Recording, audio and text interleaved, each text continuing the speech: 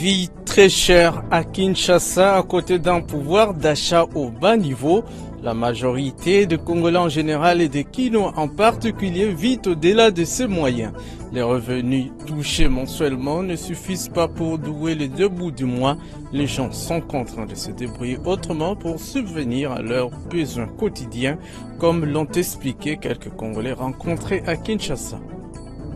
Et puis cadres et agents de la Direction générale des douanes et axes DGDA se sont réunis autour du directeur général adjoint en charge des questions techniques Jean-Louis Baouna Mabolia en vue de définir les modalités de mise en œuvre de l'accord de l'Organisation mondiale du commerce OMC portant sur la facilitation des échanges dans l'objectif de moderniser les procédures douanières. Bonne nouvelle pour les ébénistes victimes en 2025 d'un violent incendie au quartier d'Elvo dans la commune de Galiema. Le Fonds de promotion de l'industrie FPI s'apprête à les financer.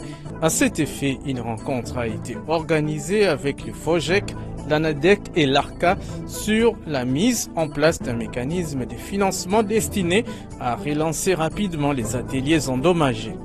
Le développement de ces titres est en dot dans ce numéro du magazine Fiscalité et Développement, dans une présentation signée Marlène Bassoussou Sessakoum.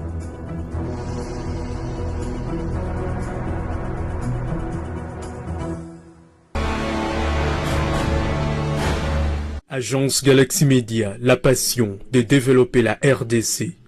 Merci de choisir cette chaîne pour suivre ces numéros de Fiscalité et Développement, votre magazine hebdomadaire d'information économico-financière et dossiers de développement en République démocratique du Congo. Depuis plusieurs années, la majorité des Congolais vit au-delà de ses moyens. Le revenu touché ne suffit pas pour nouer les débuts du mois. Les gens sont contraints de se débrouiller autrement pour subvenir à leurs besoins quotidiens. Les pouvoirs d'achat est au rabais, comme l'ont expliqué quelques Congolais rencontrés à Kinshasa dans ces reportages de Didi Mavambo, Nombolo Pépé, Frédéric.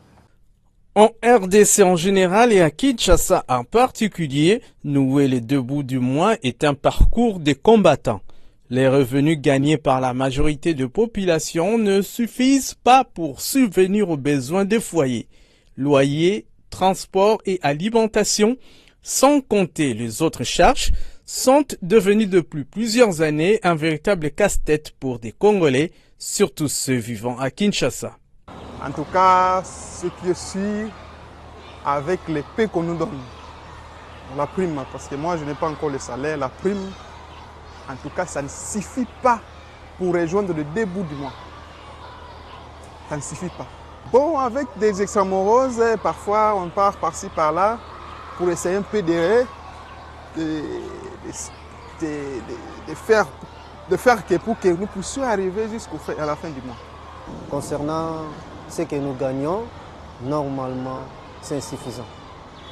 Vous voyez un peu avec les loyers, surtout que les jeunes médecins, nous n'avons pas encore cette capacité d'avoir une maison appropriée. Nous sommes encore dans le monde des loyers. Et si vous retranchez les loyers, un peu de provisions, nous sommes des Bantous, il faut aussi voir un peu la famille, donc c'est vraiment insuffisant. Je pense que pour s'en sortir, il faut essayer aussi de créer d'autres activités. Mais c'est toujours compliqué. Musala to salaka, mbongo to zwaka, ezalaka okokate pour na kokisa ba besoin na biso.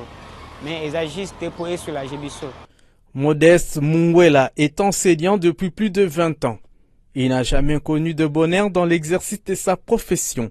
Son seul salaire ne lui permet pas en tout cas de supporter toutes ses charges quotidiennes. Il vit au-delà de ses moyens. Le fait qu'on me paye, les salaires qu'on me paye, je trouve que ces salaires-là, s'il s'agit d'aller en détail, vous allez voir au juste que vraiment nous faisons un bénévolat. Donc l'enseignant souffre. Ces salaires ne conviennent pas à lier les deux bouts du mois. Impossible. Quand vous prenez ces salaires et que vous payez les loyers, puisque tout le monde, il y a peu d'enseignants qui ont leur maison, leurs habitations personnelles. Beaucoup sont des locataires. S'il faut statuer cela sur 100%, sur 100%, il y a peut-être 10% ou 5% qui peuvent avoir les logis. mais les autres sont des locataires. Alors c'est difficile. Avec les salaires qu'on nous paye, si chaque jour, je dois dépenser pour les transports, rien que pour les transports, 15 000, 20 000, multiplié par 26 jours de travail, ça donne déjà au-delà de mon salaire. Nous souffrons, mais vous dites que qu'est-ce qu'on peut faire en dehors? Or, le travail de l'enseignement, c'est 24 heures sur 24. Quand moi, j'ai fait mes préparations ici, hein, je pars à la maison. Je n'ai pas le temps. Il y a des fois, je révise d'une manière mentale. La nuit, je révise. Je vois là où la leçon, les élèves ont trébuché, où ils n'ont pas bien travaillé. Je révise ça. Et les matins, je sors, je viens, je travaille. Je n'ai pas d'autres moyens en dehors de mon travail d'enseignement pour aller chercher ailleurs. Le souhait de cet enseignant de carrière est de voir le gouvernement s'activer effectivement pour améliorer les conditions salariales des chevaliers de la CRE.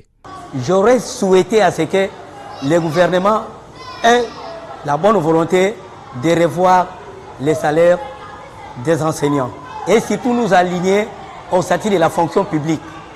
C'est ce que nous avons vraiment souhaité. Ces salaires-là, on devrait tenir compte des tensions barémiques. Puisque nous, les enseignants, jusque-là, ça fait plusieurs années, nous n'avons pas un salaire barémique.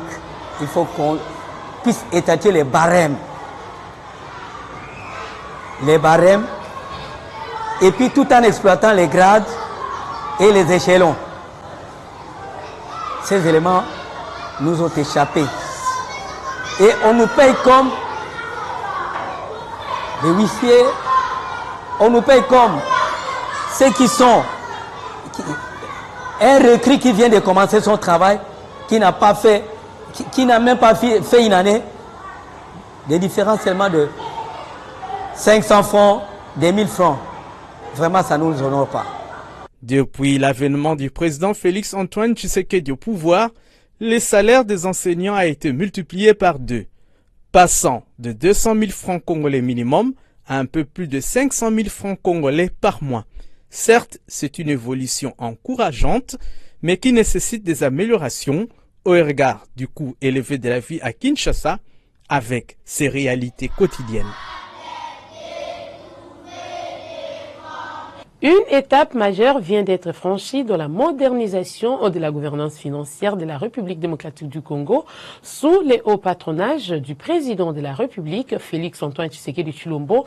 Le ministre des Finances, Doudou Fwamba Likunde Libotaï, a présidé le jeudi 29 janvier 2026 la cérémonie solennelle de prestation des serments des comptables publics principaux et secondaires, un événement qu'il a présenté comme un tournant décisif pour la discipline budgétaire et la transparence dans la gestion des ressources publiques.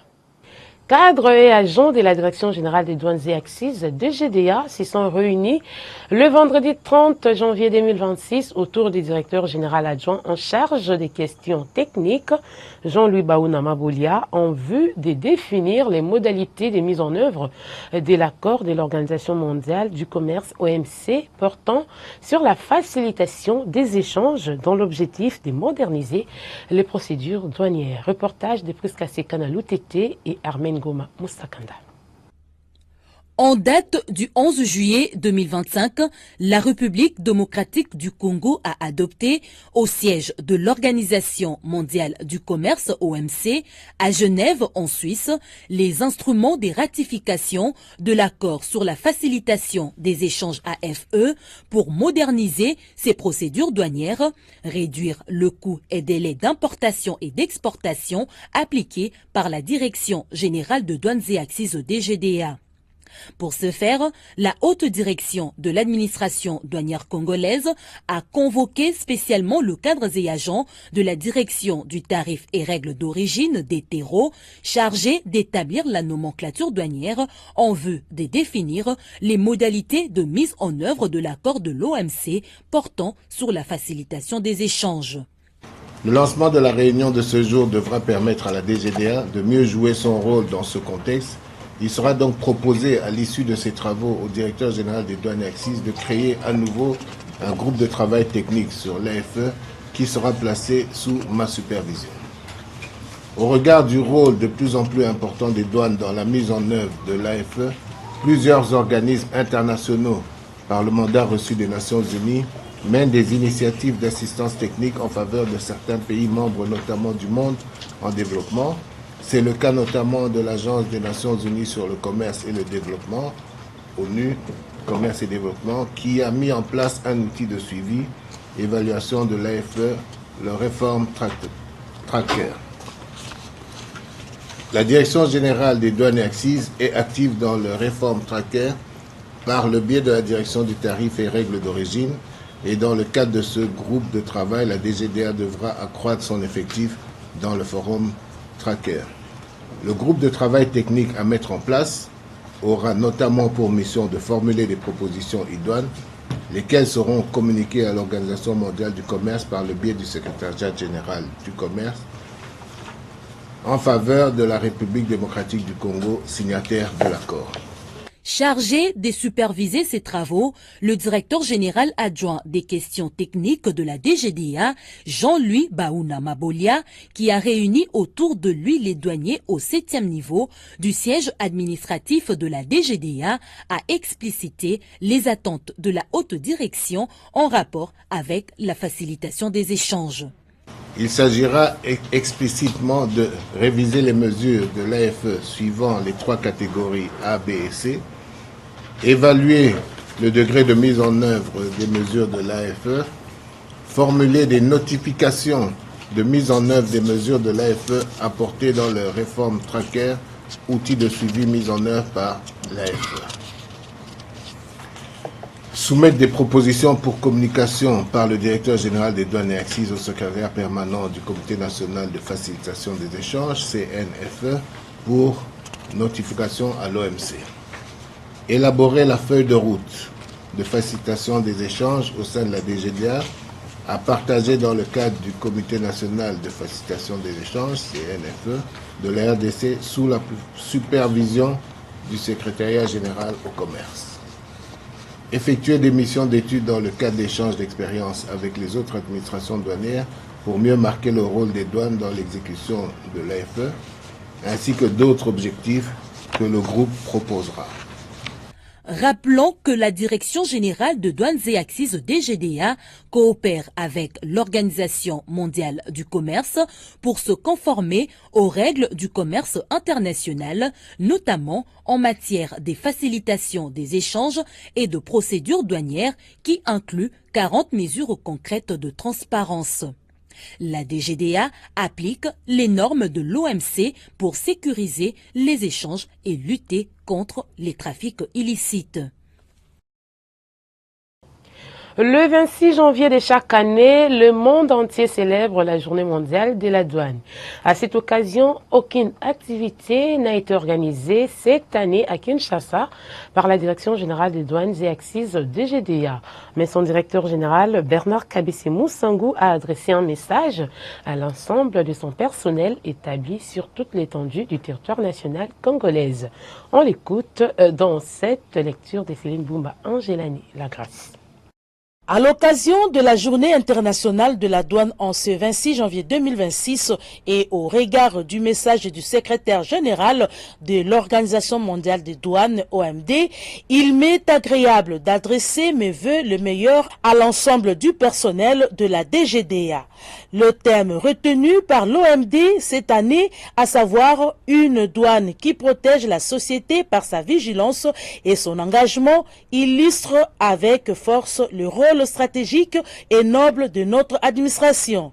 Il rappelle que chaque agent, par sa vigilance, son professionnalisme et son engagement, contribue à la protection des populations, à la sécurisation des frontières, à la lutte contre les trafics illicites et à la sauvegarde des intérêts économiques et sociaux de la nation. Je tiens à rendre un hommage particulier à votre abnégation, votre discipline et votre loyauté envers l'État, qualité qui renforce quotidiennement la crédibilité et l'autorité de la DGDA. Face aux défis croissants de la mobilisation des échanges et de la sécurité des frontières, je vous encourage à poursuivre vos efforts avec intégrité, rigueur et détermination dans le respect des normes et standards de l'Organisation mondiale de douane. En cette journée symbolique, je formule mes vœux le plus ardent de santé, de paix, de réussite professionnelle et de succès collectifs à chacune et à chacun d'entre vous. Ensemble, continuons à bâtir une douane forte, vigilante et résolument engagée au service de la société. À toutes et à tous, excellente journée internationale de la douane, faite à Kinshasa le 26 janvier 2026, signé le directeur général Bernard Kabessé Moussangu. Toujours dans les cadres de la journée mondiale de la douane, cette année 2026, le thème officiel est une douane qui protège la société par sa vigilance et son engagement. Pour ce faire, le secrétaire général de l'Organisation mondiale des douanes OMD, Ian Sanders, a souligné l'importance pour les administrations douanières de mettre en avant leurs efforts pour sécuriser les échanges tout en protégeant les citoyens. Suivez. Le 26 janvier de chaque année, les administrations douanières du monde entier célèbrent la Journée internationale de la douane. C'est l'occasion pour elles de rendre hommage à leur personnel pour le dévouement, de sensibiliser le public à l'égard de la mission de la douane et de mobiliser les décideurs qui peuvent les aider à disposer des outils et des ressources nécessaires pour mener à bien les efforts d'innovation et relever les défis auxquels elles sont confrontées de manière efficace et efficiente. International Customs Day is also an opportunity for the World Customs Organization, as the voice of the global customs community, to highlight a specific area in which our community can take collective action. This year, we are elevating the profile of customs as a protector of society, and to demonstrate our dedication to safety and security, the WCO's theme for 2026, Customs Protecting Society Through Vigilance and Commitment. Guided by this theme, I call on WCO members to broaden the public recognition of how their steadfast service supports and safeguards the communities they serve. Indeed, even with our prominent position at the border, the indispensable contribution customs makes to the security and welfare of societies worldwide is not commonly understood as part of the agency's mission. We need to demonstrate that strong and well-equipped customs authorities are indispensable to national and international security, public health, environmental protection, trade facilitation, and supply chain integrity. We can showcase operational achievements, underlining the practices and tools enabling them, and demonstrate the value of information and intelligence sharing, regional and international cooperation, capacity building, risk management, detection equipment and data analysis as cornerstones of safeguarding our society. Customs protective mandate is not limited to enforcement against illicit firearms, financial flows, narcotics, and unsafe goods. It also extends to advancement of public health and safety, environmental stewardship, disaster response, and overall security. As more effective protection of society demands a unified response, we also need to show how building partnerships with other administrations, governmental authorities, law enforcement and intelligence agencies, international organizations, non-governmental organizations, and trade and logistics operators brings an important added value in securing our borders and global supply chains. I encourage members to actively participate in WCO-led operations and to make full use of WCO standards, guidance, and tools that are tailored to the needs of customs administrations. The strength of our vigilance comes from our using all the tools at our disposal. Our shared narrative must convey that customs actions do more than disrupt criminal operations. They preserve the security and well-being of entire societies. Together, by highlighting the decisive role customs plays and presenting it through compelling, relatable storytelling, we will strengthen public understanding of our mission and reinforce the value of what we do. Building on the collective momentum created by last year's theme, let's continue to tell the stories of the positive and crucial work carried out by customs. As we undertake these efforts, we should remain mindful that the goals we are pursuing are substantial and intricate.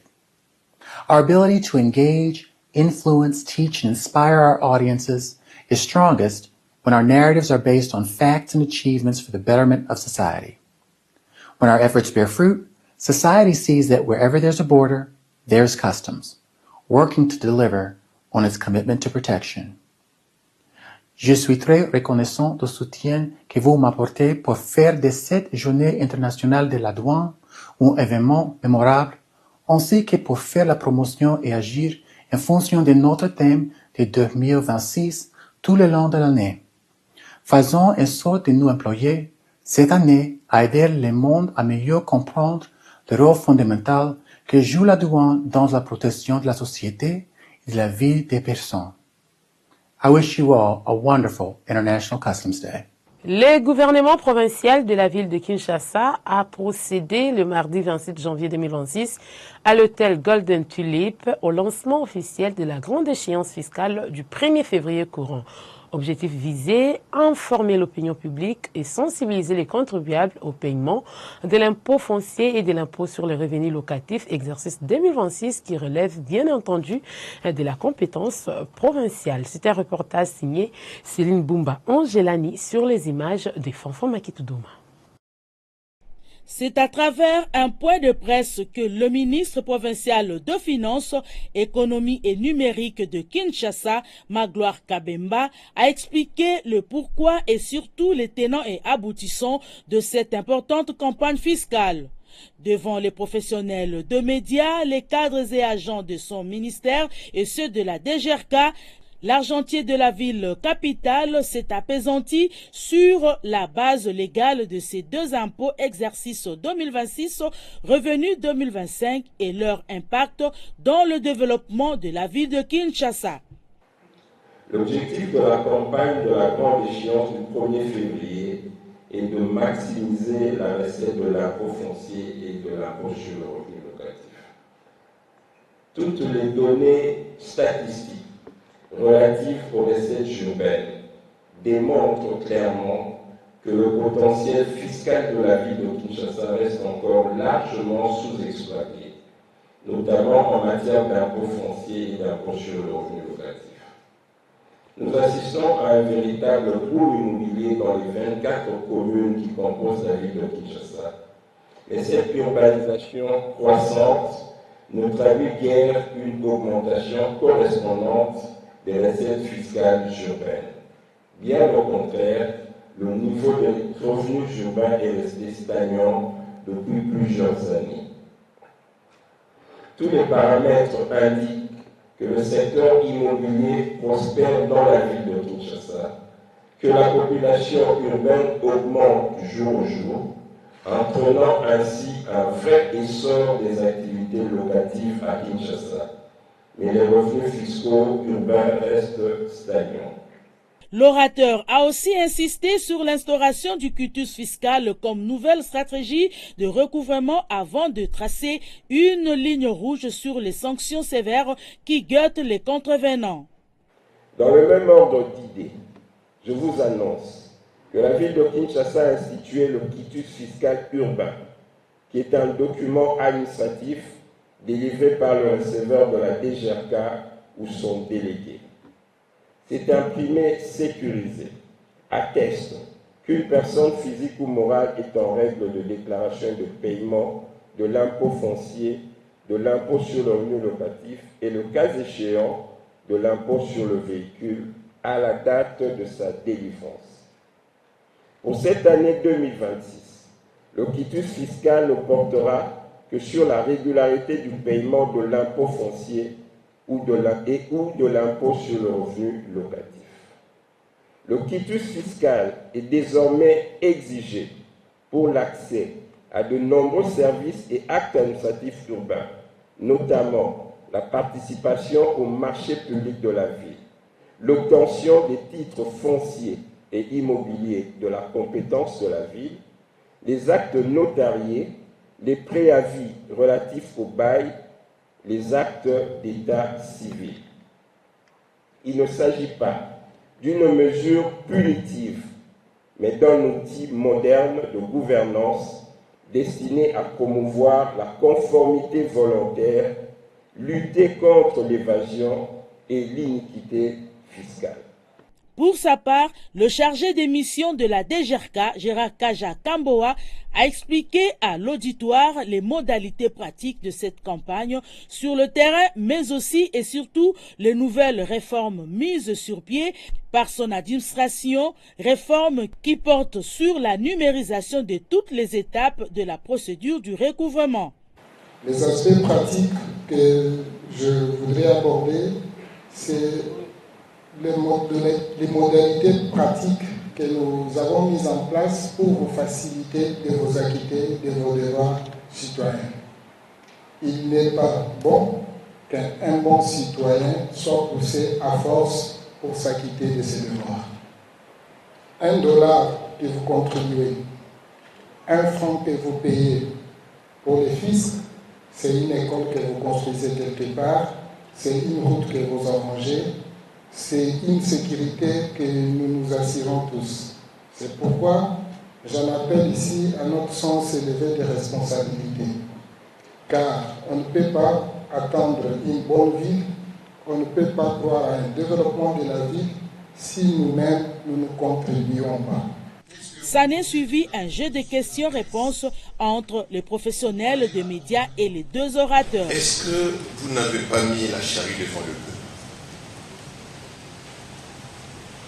La ville de Kinshasa a un potentiel extraordinaire en termes de l'impôt sur les revenus locatifs et de l'impôt foncier. Le résultat peut vous amener à avoir des milliards. Mais au préalable, il faut une certaine cartographie.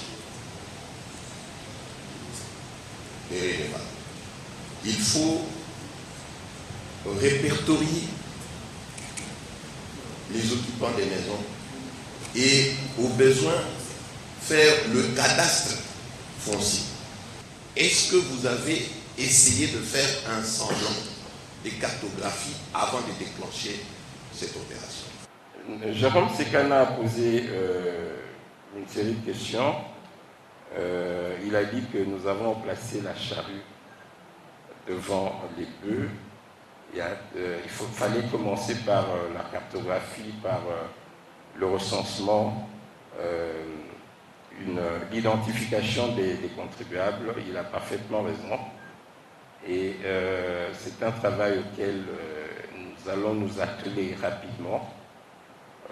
L'échéance de l'impôt foncier de l'IREL tombant le 1er février, comme le chargé de mission l'a dit, le système fiscal congolais est déclaratif.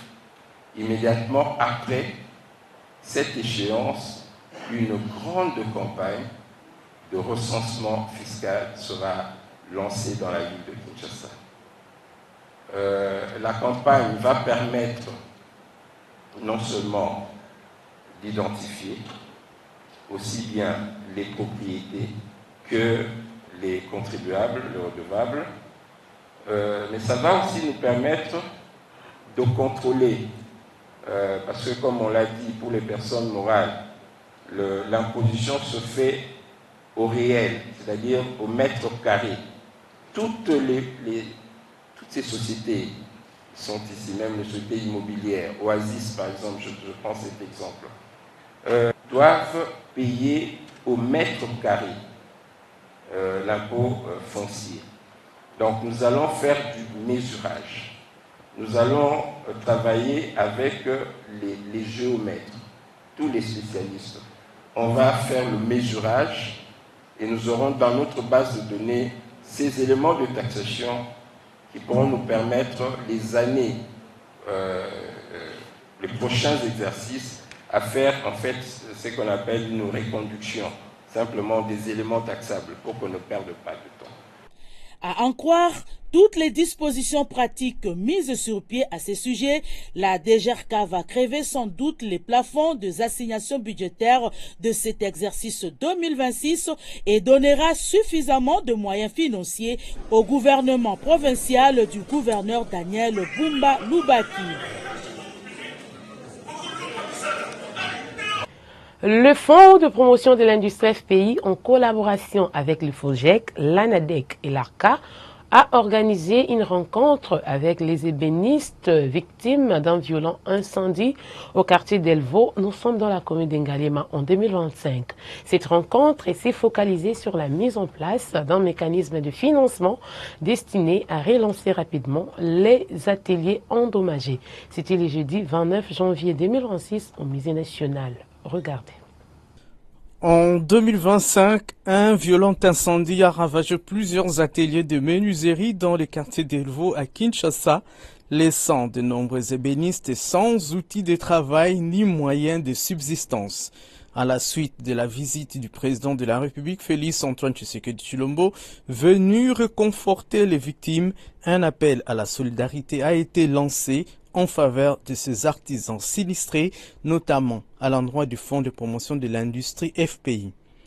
C'est dans ce contexte que cet établissement public, en collaboration avec le Fonds de garantie pour l'entrepreneuriat au Congo FOGEC, l'Agence nationale de développement de l'entrepreneuriat en République démocratique du Congo ANADEC et l'autorité de régulation des assurances ARCA, a tenu une rencontre le jeudi dernier au Musée national avec les ébénistes touchés par le drame. Cette rencontre s'est penchée sur la mise en place d'un mécanisme de financement destiné à relancer rapidement les ateliers endommagés. Traditionnellement, le FPI intervient à travers le financement structuré soumis à des exigences strictes en matière de seuil, de garantie et de procédures d'instruction. Sur instruction de son Excellence, Monsieur le Président de la République, chef de l'État, et en réponse au sinistre causé par l'incendie ayant gravement affecté les artisans menuisiers de Delvaux, le gouvernement de la République a décidé de mettre à contribution les instruments publics de financement afin de soutenir la relance rapide de leurs activités. C'est dans ce cadre que le FPI, en collaboration avec le FOGEC, l'ANADEC et l'ARCA, s'est mobilisé pour élaborer un mécanisme de financement exceptionnel sous forme de microcrédit destiné à la relance des unités de production des artisans sinistrés. Cette approche exceptionnelle s'inscrit dans une logique de solidarité nationale et de relance économique ciblée. Dans le cadre du mécanisme exceptionnel mis en place, la sécurisation du crédit repose sur une approche institutionnelle coordonnée. L'objectif visé par la mise en place de ce mécanisme de crédit exceptionnel est de financer l'acquisition d'équipements, de matières premières et d'outils de travail, de permettre la reprise rapide des activités des artisans menuisiers sinistrés, mais aussi de jeter les bases d'une modernisation des unités de transformation du bois local en meubles. Nous nous engageons à finaliser rapidement les derniers documents nécessaires pour amorcer l'octroi des crédits. Toutefois, face à l'ampleur des dégâts et au caractère exceptionnel de la situation, l'institution a décidé de recourir à un mécanisme dérogatoire afin de répondre à l'urgence économique et sociale. Celui-ci prévoit des assouplissements notables concernant la constitution et la prise de garantie au bénéfice des artisans sinistrés. Les dispositifs financiers reposent sur un montage combinant une garantie du FOGEC à hauteur de 30% et une assurance solde couvrant les 70% restants. Le FPI exige l'identification précise de menuisiers sinistrés et de preuves de pertes subies. Les fonds octroyés seront destinés à l'acquisition des outils de travail et des matières premières. À travers cette initiative, le FPI facilite la reprise des activités et contribue à la valorisation du savoir-faire local et à la promotion des produits Made in Congo. Proximité et performance, servir au cœur du territoire des Mahagi, c'est les thèmes au centre de la journée promotionnelle organisée à Mahagi, dans la province de l'Ituri, par le Fonds de promotion de l'industrie FPI. Une journée qui a sanctionné les lancements des activités promotionnelles du FPI dans cette partie de l'Est de la RDC. C'était un reportage réalisé par la cellule de communication et presse de cet établissement public.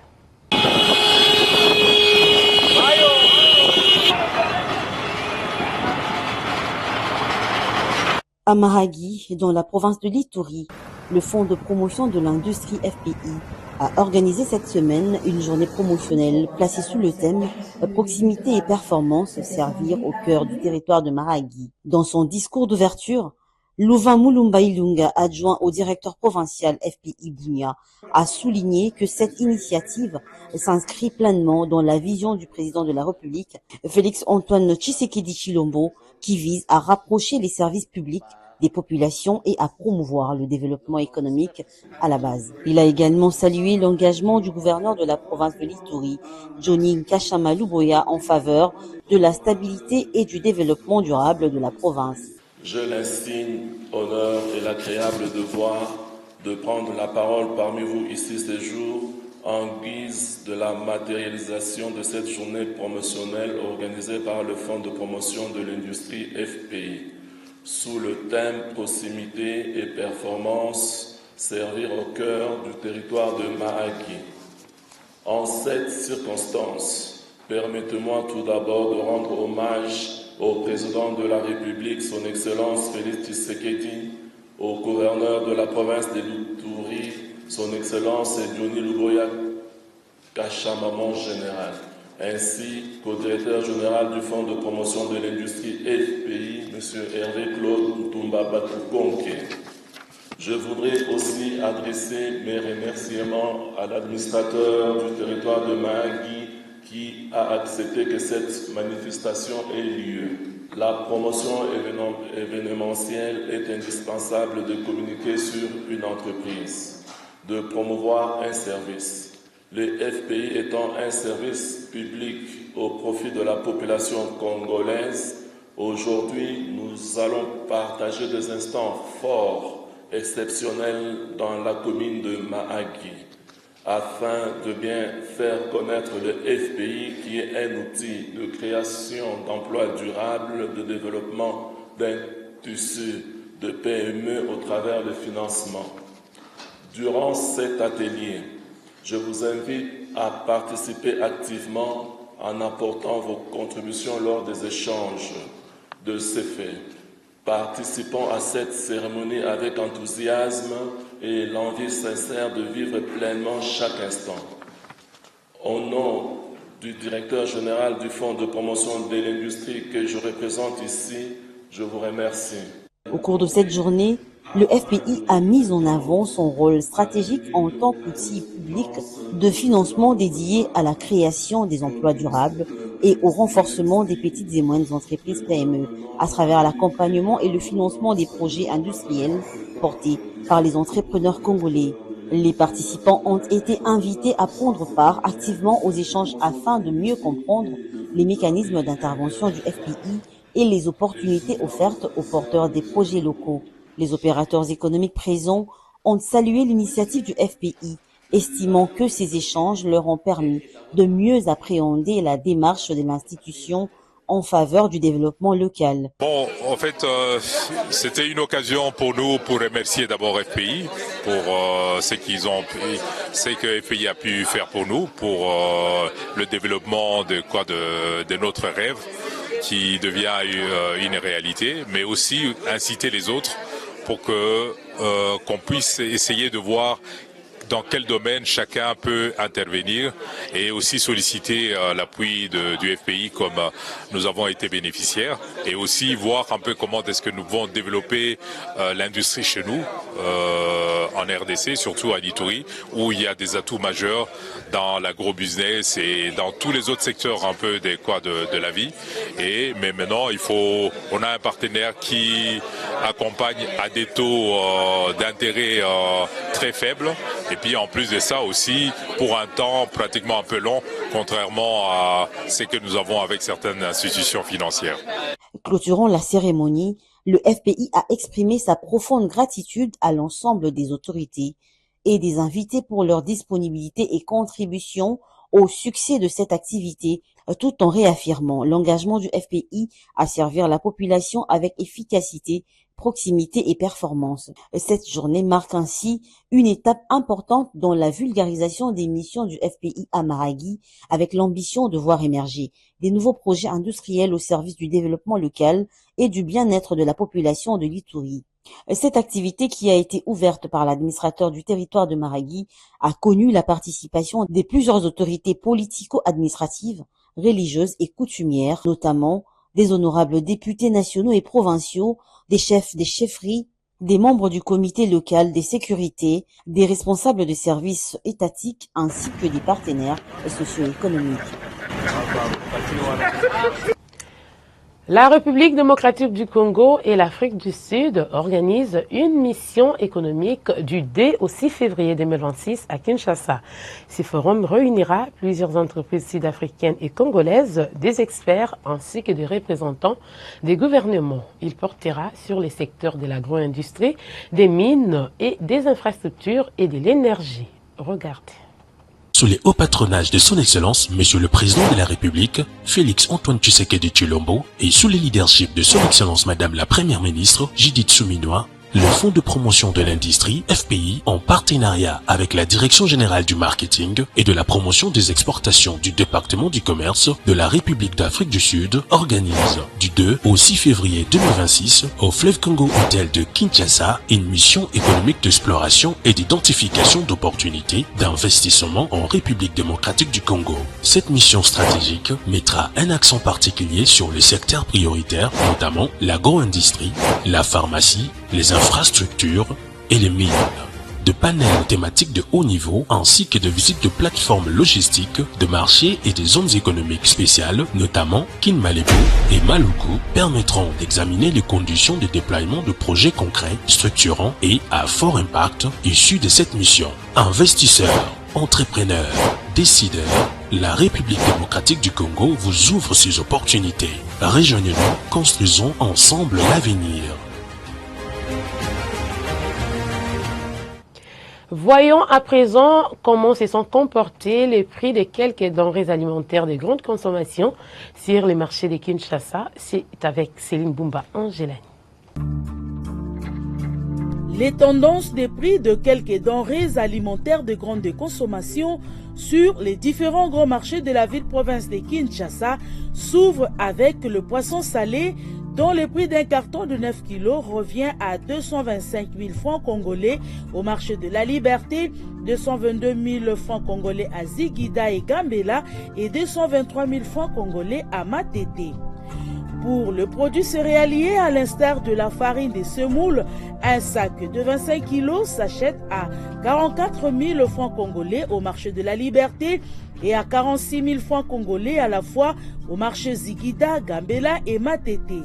Pour le légume, une botte de feuilles de gazelle appelée en lingala Mfumbwa se vend à 2 000 francs congolais à la fois au marché de la Liberté, Ziguida, Gambela et Matete.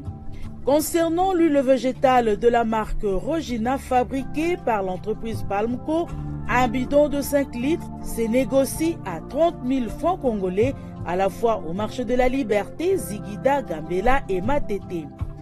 Bouclons ces tours d'horizon de prix de quelques denrées alimentaires de grande consommation avec le mangouston, dont 4 fruits se vendent à 2 000 francs congolais à la fois au marché de la Liberté, Ziguida, Gambela et Matete. Telles sont les tendances des prix de quelques denrées alimentaires de grande consommation collectées par la rédaction de l'agence Galaxy Media AGEM au samedi 31 janvier 2026 sur les différents grands marchés de Kinshasa.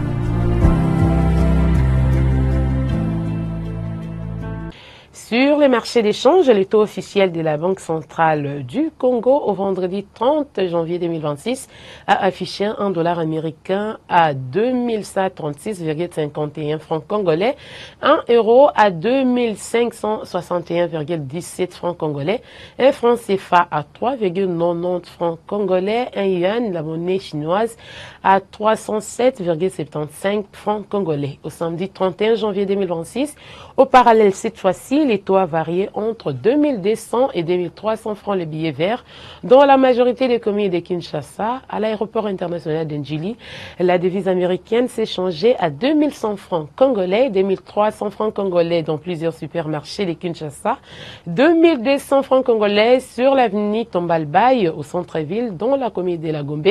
Auprès des opérateurs des télécommunications, les dollars américains revient à 2300 francs congolais et 2200 francs congolais les dollars américains à Kindu, chef-lieu de la province du Maniema, pareil à Kolwezi au Lualaba, à Gbadolité dans la province du Nord-Ubangi, ainsi qu'à Bouta dans les Bajouélé et à Mbandaka dans l'Équateur.